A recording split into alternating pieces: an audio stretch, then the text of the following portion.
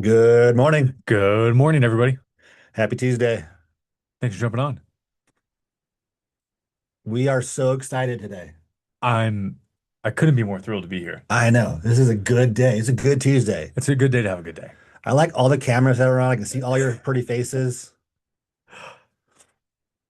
Ah, I got Hey, one. thanks, Ryan. Sue, what are you doing? uh, how do they just admit Lisa, there we illegality? go. Yeah. What's happening?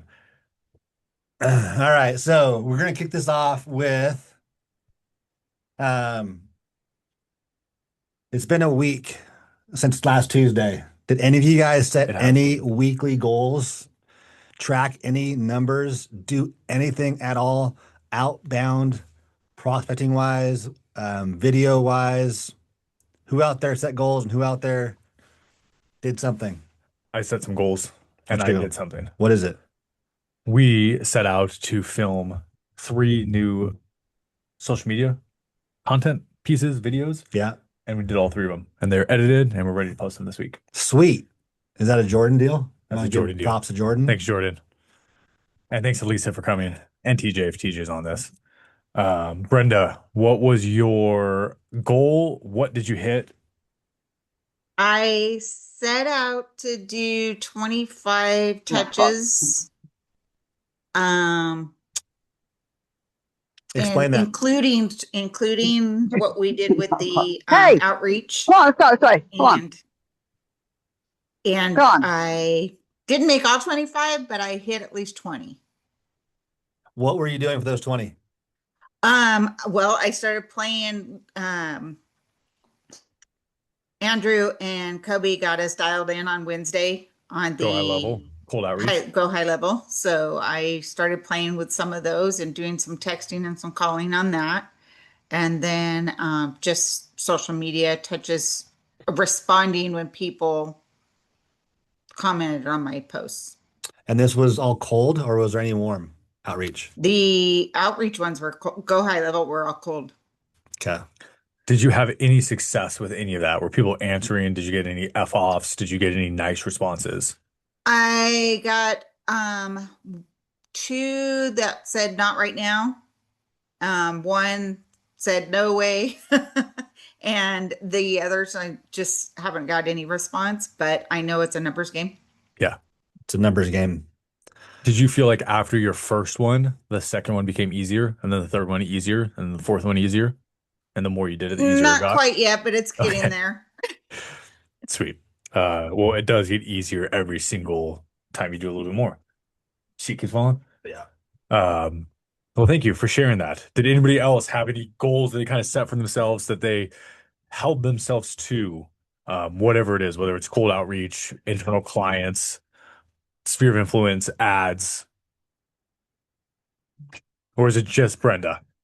Oh no, mine's a little different, Kobe. So Okay, I'm getting my business plan and my branding plan to you guys. I awesome, that I really feel confident with working with Dylan with my website, and awesome. I want to get all of that up and running. Those were my goals for this week, and I feel like I'm very close Okay, be- awesome. because I want to get that call in so I can start doing a mentorship program. So Sweet, love it. those were my goals. I'm not doing the callings or anything yet. If I should be, please advise You me No, no, should no. be. You should be. You can get Okay, all set right, up. all Yeah, right. no. So here's my take on all this, right? And this is the simple way to see it. The more people you talk to, the more business you're going to get. So it doesn't matter if it's warm outreach, doesn't matter if it's cold outreach. Somehow, some way, you have to put yourself out there. And so whether you're going to be doing whatever strategy you guys choose, whether it be social media, whether it be YouTube, whether it be open houses, whether it be cold calls, whether it be warm calls, sphere of influence, networking, pick your strategies, set your Not KPIs. totally healed, but I'm mobile. Whoa, whoa. Yeah, so set all those numbers for yourself, right? I don't even care if it's one this week. One a day. Okay.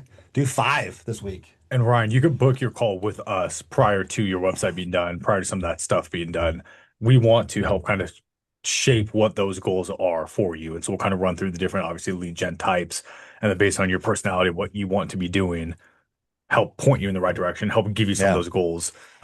So don't feel like you need everything perfected and exactly how you want it before Yeah. you meet with us. Like the fastest way to lead is going to be outbound prospecting. But it doesn't matter again if that's not what you guys want to do. If you guys are talking about wanting to do more video or more social media or whatever you're going to do, make it a priority to do one post. Make it a priority to do one video. Make it a priority to set up your database for your sphere of influence. Make it a priority to go out and do some social networking, right? Go to a party, go to an event, talk to 5 people about real estate, right? Mhm. So, again, it's just about writing down your plan and executing your plan. And so we are here to help you guys to do that, to fine tune your plan, whatever that is for you, meet you guys where you are, help you get to where you want to go. And that's what we're trying to accomplish for you guys. So with that being said, we're going to talk about a few things here in a minute. We're going to go over our our mortgage minute with Bill and Tim. But what I want to ask you guys, again, this is more for you, not for us. So what is it that you guys do want to see? Do you have any wants and needs? Do you guys have any questions? Do you guys have any, what do you want to see from us on this end for these meetings? And how can we best help you guys? Anyone brave enough to answer that? If not, we'll just keep going. I just want to know the best way that I can make income streams start happening. Calls. Straight up calls and door knocking. So Kobe's going to talk about open houses here in a second. We are coming into spring. The rates are down. We're going to go over rates here in a second. We are under 6, which is a good thing. So start knocking on doors, start setting open houses, start making calls. I mean, the fastest way to a check in your pocket is talking to somebody every single day. And if that's the fastest way to check your pocket, talking to 5 people every day is even better. Talking to 20 every day is even better. Talking to 100 every day is even better. So if you don't have a revenue stream, if you don't have a plan, if you don't have things to do all day, pick up the phone, right? That's the fastest way to put a check in your pocket.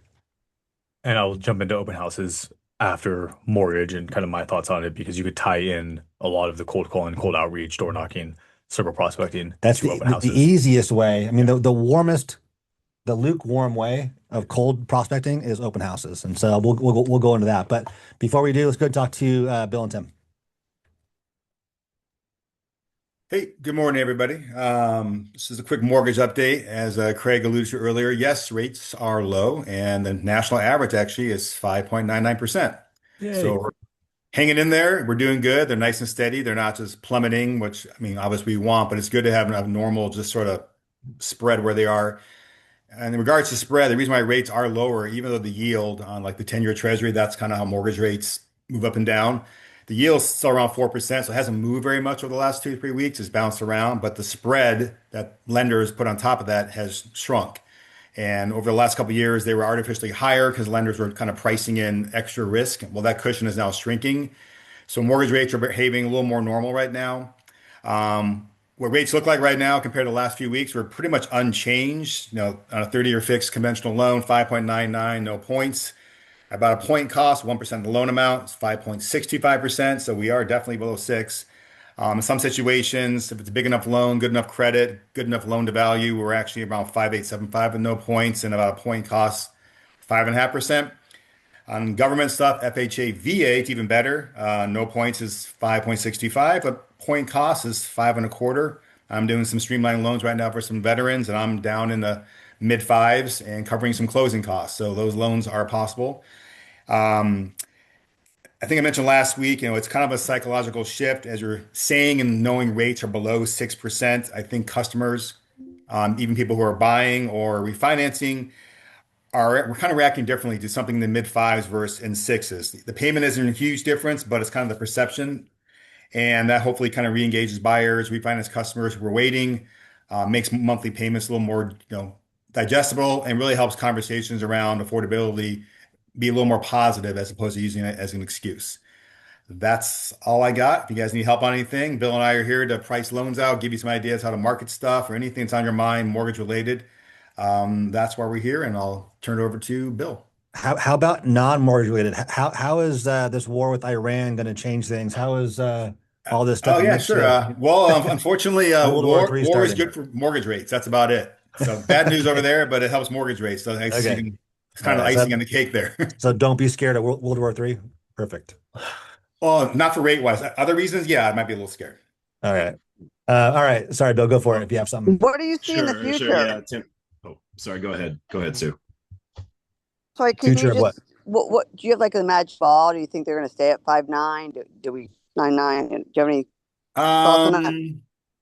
What I personally see when what people I read about is I think we're going to kind of keep seeing a gradual kind of movement down as different reports come out and we feel like inflation is under control and we don't have those issues. And the labor is really was going to really, I think, bad labor is going to help mortgage rates. As some of the labor reports come out and they're more accurate, and we feel like that is not as good as it's been painted, that is good for mortgage rates. Not good for people looking for jobs or keeping their jobs at times, but I think as more reports come out that are a little more accurate and realistic, because they kind of like they revise a lot of stuff. It comes out and they revise it later on, and then the market digests it later on and goes, oh, that wasn't really real. We're not quite as strong as we are. So I feel like rates will continually come down. How low, I don't know. Hopefully we stay in the fives and maybe get closer to the mid fives as opposed to 5.99. And that's hopefully what happens. That's what I expect. Yeah, I mean, Tim brings up some good points. One, generally, when things are news is bad, it's good for mortgage rates for the most part. I mean, unemployment is high. That leads the Federal Reserve to bring interest rates down. Their mandate is to keep inflation low and to help generate full employment. So the unemployment reports he's talking about, the Bureau of Labor Statistics puts out their report and they'll say, oh, okay, we gained 50,000 jobs this month, but then the month later they're like, oh well, we revised this report and actually we lost 100,000 jobs, and that revision never gets reported. The market generally moves based on the initial report, and this happens over and over and over and over again. And then we also see a bunch of other stuff like the numbers from ADP, the payroll provider, and there's a survey that goes on about layoffs with big corporations. All of that stuff is saying, hey, the job market is in trouble, but the Bureau of Labor Statistics is not saying that so much. So that's why I agree. I think the rates will come down. The other thing is that Jerome Powell is going to be done in a few months. The guy they've picked to replace him, I believe he still needs to get confirmed by Congress, but the administration picks that person, and President Trump has not been shy about saying he wants to drive down interest rates. That was kind of his mandate last time around as well. The risk in that is that we might see inflation spike again 3-4 years down the road, but in the interim, it should be a good thing. Let's see. I was going to talk about use your go high level. I have some funnels in there, and I've kind of been a little good, on and off with it. Not the best, but every time I've done a text blast to my past clients, I get some response. And I also have a refinance funnel. Basically, just as these rates are coming down on our end, it gives me a list of people to reach out to and say, hey, but I have it targeted so we know when's a good time.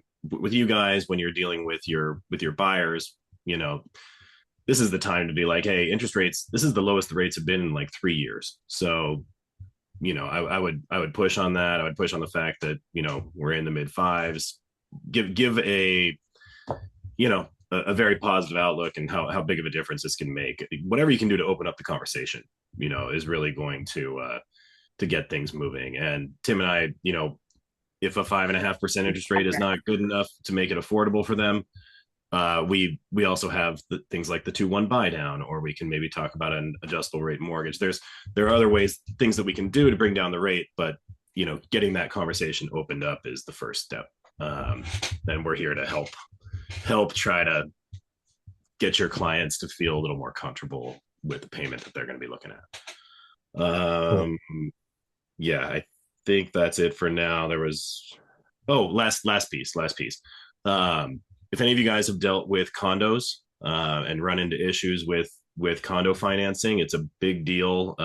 They have to go through these inspections for balconies and walkways and all this stuff that's been a real problem. We've got one lender that I've just had 2 condo deals recently. The first one I tried to send to a different lender. They rejected it, passed it forward to this other lender, and got it cleared to go. Had another one with Jordan and Andrew that looked a little sketchy, and that one cleared as well today. So we have great options on condos. If you have a buyer for that, you don't want to risk going somewhere and getting into a long condo review where it gets declined, and then maybe your loan contingencies are up. It makes the situation stressful. So definitely reach out to us on that stuff because we have good solutions. Are those rates higher when somebody has to do that? No, not at all. The rate on a condo is typically slightly higher than it is on a single family, like maybe 0.1%. But no, the lender who's good on condos is actually one of our better priced options. So yeah, not higher. And so back to a stable market, I think, Sue, this is what I think you were going with or going to is, are the rates going to kind of get down in the low fives? And kind of to piggyback off of what Bill and Tim are talking about, everything that I'm seeing and hearing is that mid five settle rate. So if you're somewhere around 5.5, 5.75, somewhere around there, that from everything that I'm seeing as well to what these guys are saying, that's where we're going to be. So don't be waiting, or if you have buyers on the fence that are like, oh man, I want to wait for rates to come down in the low fives or high fours, they're going to be waiting for a long time because I don't see it happening anytime soon. And so back to the 2-1 buy downs or these 3-2-1 buy downs or whatever it is, you're getting free money from the seller. So at least try to get that rate bought down if you can. But it's not like you're going to refi in 2 more years and get a low 5 or a high 4 rate, right? So if they're going to be comfortable with this mid 5 rate, then lock it in or go to kind of saying, marry the house, date the rate is what they kind of say. You can always move down later. And even with the 2-1 buy down, that money goes actually to the buyer. If they do pay it off and sell or refinance, that money goes towards the principal. They don't lose that buy down. It's temporary. But if they use it, get rid of the loan ahead of time, that's their money as well. So they're not like leaving money on the table. Yeah, and back to the buyer's goals. They're going to be there for more than 5 years, more than 7 years. Maybe look at a 5-1, 7-1 arm or something to that effect. So there's ways to start that conversation and get with Bill and Tim, and they'll be happy to kind of walk through different programs for you guys and for your buyers. But yeah, explore the options depending on what their long-term goals are. Has anyone had any issues with either on the buyers or the seller side, asking for the 2-1 buy down as well as now you're asking for Yes. commission? Yeah, absolutely. Yeah, trying to get a seller. How are we combating that? Well, so here's something that I've done with a lot of buyers that really want to use this program, but maybe, for one, it works best if there's a property that's been sitting on the market for a long time, and they need to sell. That's number one. But the other thing that you can do is, let's say the property is listed at 500, the buy down is going to cost $10,000. You can offer 510, and then ask for the $10,000 credit. So your offer is still essentially $500,000, but you are still getting the credit for your client. It doesn't make a difference to the seller one way or another. It does take a little explaining to the listing agent, but that's been kind of the way I've been able to get around that. And as long as there's not going to be an appraisal issue, if the property is questionable at a $500,000 value or a 510 value, then that's the only potential hiccup. But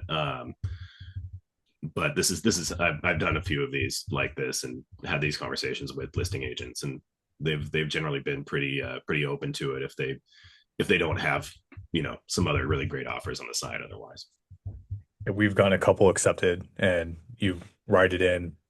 Originally, they counter and just part of the kind of counter process, and so you just talk to the other agent and say what's the net they're looking for, and our buyer would be like Bill just said at 500 normally, but explaining we're going to be at 510 because of this. It doesn't make sense for us to be at 500 as is. We need the 2-1 buy down to be able to buy it. Same that to you. Call it a day. We've never had issues unless there's a cash offer on the table with 14-day close, which probably wouldn't have gone with you in the first place. So. Yep. And you get an extra $200 in commission. Yeah. And you get an extra $20. All right. Kobe's going to jump in to any questions for Bill and Tim?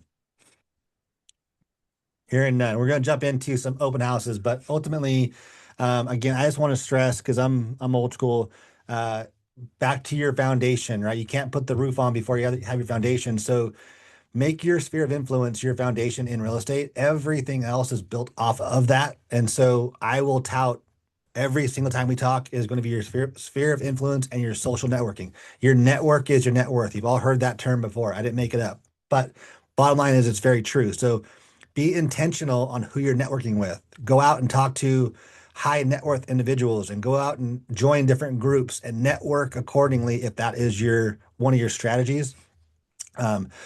That is where I will leave it because that's what I know. I never you got into open houses or cold calling. But Nick had a question before we jump into this. Nick has a question about what do you say on these calls? This is something that we could probably put together in a class. We have scripts. I mean, you can go on YouTube right now and talk and look in like Ricky Caruth or Brandon Mulrennan. There's a bunch of guys on YouTube that just crush it on cold calls, whether it be expireds, FISBOs, you name it. There's a bunch of different scripts out there. Take these scripts, tweak them, make them your own. Tom Ferry, Mike Ferry, Brian Buffini, they all have these scripts online. So we can walk you through these scripts, or we have these scripts on our school platform as well. And some of it's already in there. And I think he was asking about what do you say to people that you're inviting to your open house? Oh, sorry. It's okay. What do you say to people? You say you're invited to an open house? Well, to start, I wanted to show you guys, we already have this module built out into the school platform. So when I'm referencing some of the stuff I'm talking about right now on the call, a lot of this is already built out for you guys. So if you come over to the classroom section, scroll down to the perfect open house, we have an introduction to it, open house preparation, open house flyers, how to tour buyers, sign in form instead of a sheet, how to secure buyers from the open house who weren't interested in that specific open house, and a recap. And so these are all between a couple minutes and 20-minute videos. There are already scripts on this that can either be put into your GHL, or if you're not using GHL yet, you could actually just go copy and paste these, text them to listing agents in the area if you want to be able to sit in an open house. If you want to invite local owners to it, here's a text that we use. If you want to invite buyer's agents in the area, here's a text we use, a live example of what we actually send out to buyer's agents to provide them to open houses. Or they can text.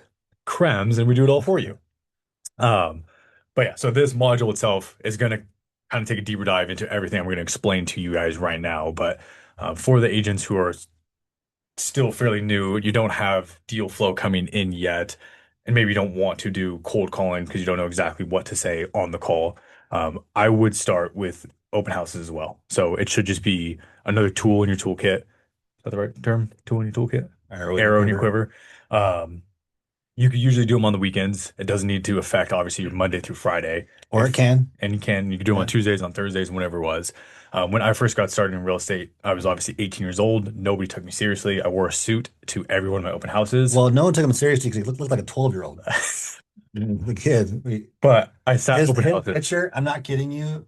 Do we have that somewhere? I want to put it up for everyone to see it. It was my senior picture for the It was yearbook, atrocious. and it was like this with a little tuxedo on. Yeah, I'm gonna find it for next week. I'm gonna show you guys. We'll bring it. I'll bring it next week.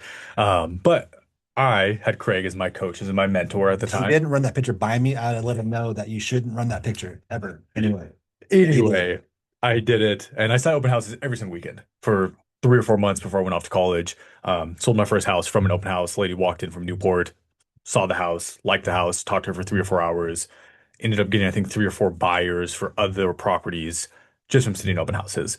I think open houses is the easiest way to get face to face with serious buyers in your area. And wintertime usually sucks for open houses, depending on what market you're in. As we go into spring and summer, and if I were to start from scratch, I would sit 2 open houses every single weekend and utilize everything that's in those modules to get people to the open house. What we usually see is agents go and they say, well, I sat 3 or 4 open houses this month and I didn't really get anything. But they were showing up to their open house 5 minutes before it started. They put out 2 open house signs in the driveway and 1 down the street. They had a paper sign-in sheet, and they didn't do any circle prospecting, any outreach, didn't invite any buyer's agents to it.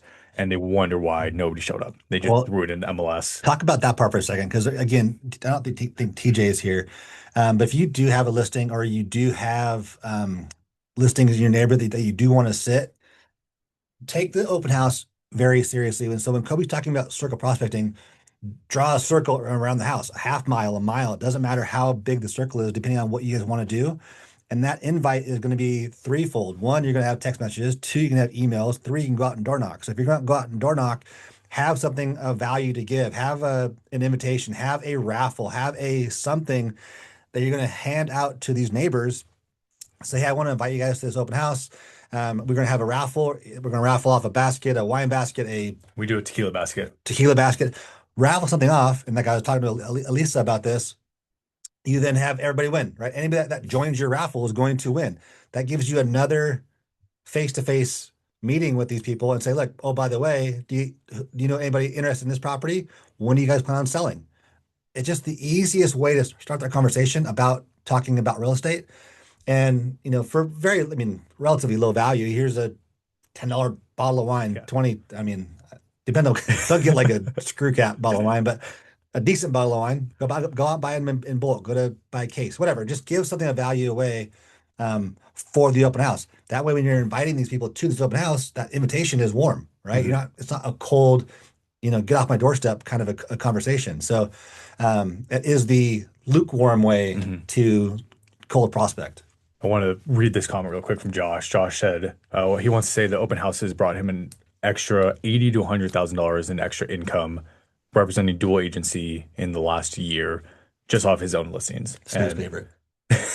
I've done the same. Like me and Andrew sat at open house at our Ridge Santa Fe listing early last year. We got a buyer who walked in. We're representing them. It fell out of escrow because of some issues with the house, but they do work. I've gotten a handful of my buyers and dual agency just from open houses. And let me reshare this. And really, your intent to set the open house, sure, is ideally you'd love to sell that property, but you're going to be getting other buyers for other houses, not just that house in particular. So you're sitting with the intention of capturing a buyer And within an or open a seller house, in that neighborhood. yeah, you can have at least 2 to 3 touch points with every single owner in that area. One thing that we always do is we sit open house, we reach out to all of the owners prior to with a text similar to this, invite them to the open house, invite them to the raffle, showing face. If they walk in, we give them a flyer, we kind of talk to them, have them sign in still.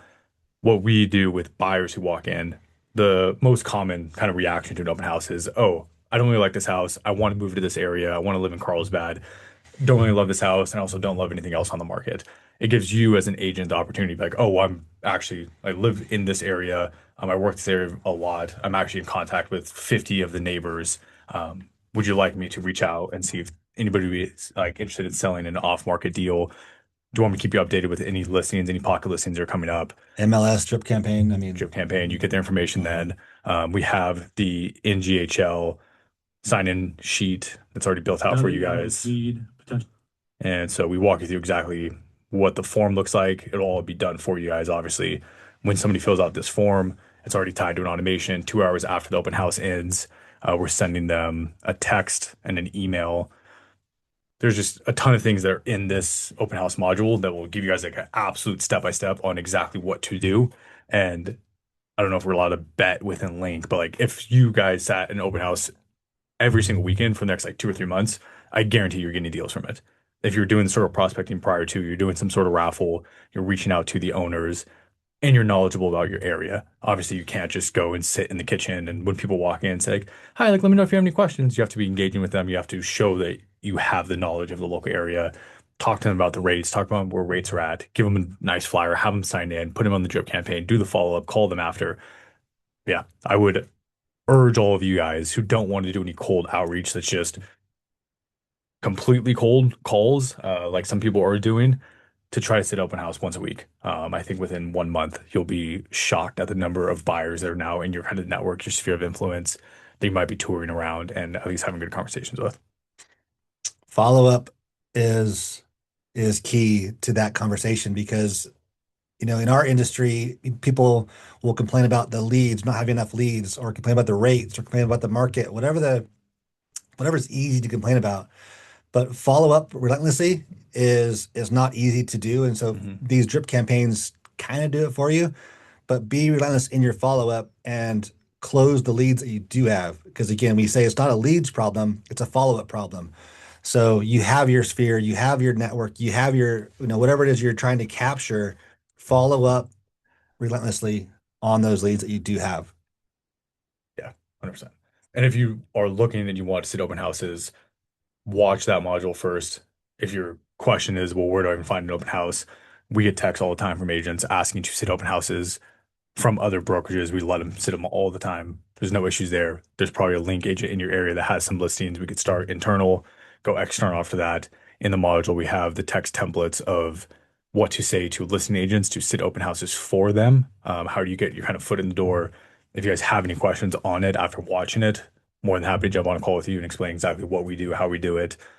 It has been probably responsible for 20% of our deals over the last couple of years, me and Andrew, and we do like 5 or 6 a year. Like we rarely do open houses, and every time we do them, we get buyers from it. So I would definitely urge you guys, especially going into spring, into summertime, if you're sitting there trying to figure out how to do it, do one open house a week and see what happens. Yeah, it's good. Yeah, you even pick up some really cool link agents. Yes. And you found Sue? That's how I found Sue. So for those who want a quick story, Cliff Notes version, we reached out to Sue probably 5 years ago on a cold email, just practicing what we preach and doing cold outreach, and emailed her about how great Link was and why she should join. She very politely declined, and then about 4 years later, walked into an open house that me and Andrew were hosting. I saw her name, and I pulled up the email and I said, I think we pitched you like 5 years ago to join our brokerage. You obviously told us no, but let's grab coffee. And look, we're here now. So worst case is you're networking with other agents, you're talking to other agents, you're getting involved with other agents. You're talking about real estate. Your open house is a great type of content to post. Post on your story and on your Instagram that you're sitting in an open house. Give a quick recap of it afterwards, showing people that you're active in real estate. It all ties together. And when somebody looks you up on Instagram and you're posting constantly about open houses and being active in the area, they're going to trust you more. And that ties into what is in your drip campaigns and your follow-up. And it's all an ecosystem. But the hardest part is actually getting out and doing it. So we want to help you. We'll give you all the tools. Pretty much we'll do everything for you. You just need to show up to the open house. We'll make sure people are attending. We'll do sort of prospecting. We'll do all that kind of stuff for you guys. And this goes back to the strategy, right? For this week, I'm going to hammer on you guys. Just set something for yourself. Set some sort of goal, whether it be one open house or 2, 5 contacts or 10 or 1, whatever that number is for you, write it down. And next week, tell us what is happening, because everybody's in the same boat here. Everyone's looking for what is next, what is working, what is not working. Where can I best spend my time, my energy, and my money? What is that, right? And so when we ask you guys, like, hey, what is working? We're all in the same group here. So help us, help you, help all of us, help each other. And a rising tide raises all ships. So if we could help each other out, that's what this is all about. Make sense? School module, and then call us if you have any questions. And shameless plug, mortgage, escrow, brokerage, vertically integrated. If you guys aren't using our services, please at least check us out.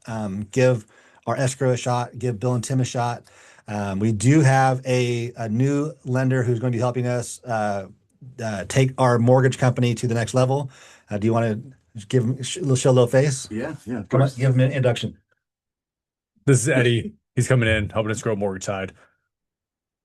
You say hi, Eddie. Hey, what's going on, everybody? My name is Eddie Cepetto. I've been in the mortgage industry for about 10 years now and have helped previous businesses to grow. And I was talking to Craig and Kobe, and they invited me to come along and help out. So I'm looking forward to talking to anybody that has any questions about the mortgage. I really want to find out what we can do in order to make your business grow.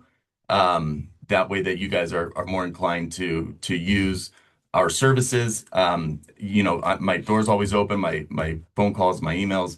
So go ahead and feel free to reach out if there's anything that you guys need from us, or if you guys have any ideas again on what we can do to help your business. That's our primary goal here, is to help you guys with your business. That way that our business can grow as well. So that kind of just works in lockstep. If you guys need anything, again, just feel free to reach out, and I'm excited to be a part of the team. Cool. To touch on that really quick, because before you jumped in, using mortgage and escrow as like how to differentiate yourself when you're talking to a buyer. When somebody walks into your open house, why are they going to use you? They want to work with somebody they trust, they like, and that has local market knowledge. But you could also offer like things like our bundle and save program, the vertical integration, the seamless services. We talk about all that in the modules as well. So kind of keep your eye on that as well. And then obviously we got Bill, Tim, Eddie, we got the whole team here to help you, as well as Krems. So As well as us. as well as us. So go crush it. Go sit open house this weekend. And on Tuesday, tell me about how you wrote an offer for the buyer. over the weekend. So Just did something. yes. Write it down. All right. See you guys next week.